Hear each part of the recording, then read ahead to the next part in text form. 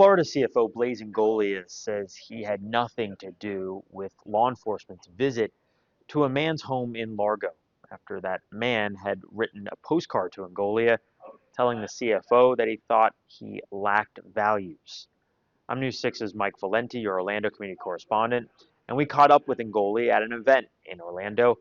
He says that he didn't know anything about the postcard. The state says that this was all about a threat assessment, but the man at the center of this called it a show of intimidation.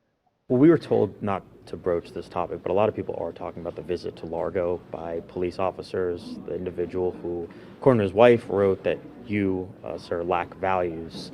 Did you know anything about that visit? Do you care to comment on this at all? Yeah, look, we sent out a statement. I had no idea. I did not see the postcard. I had no idea that they were looking at the postcard and looking at the background. I had no idea that they were visiting. So none of this was, but I do understand that law enforcement, their job is to make sure that we are protecting the elected officials. The rest is in a statement. We can get a statement to you. Do you think that message constitutes a threat? You lack values?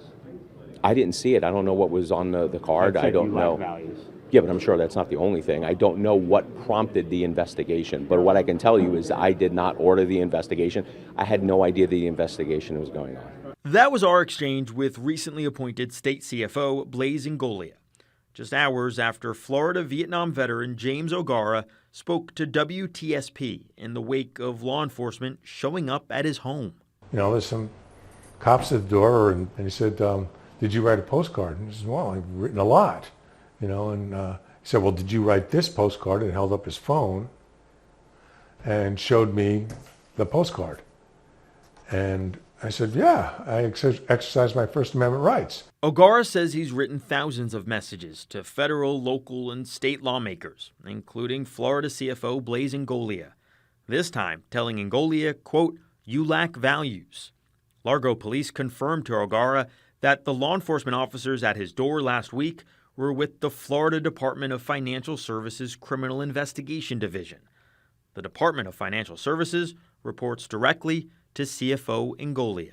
All I'm doing is exercising my rights. If I threaten, or it can be inferred that I'm threatening any official, it should be investigated.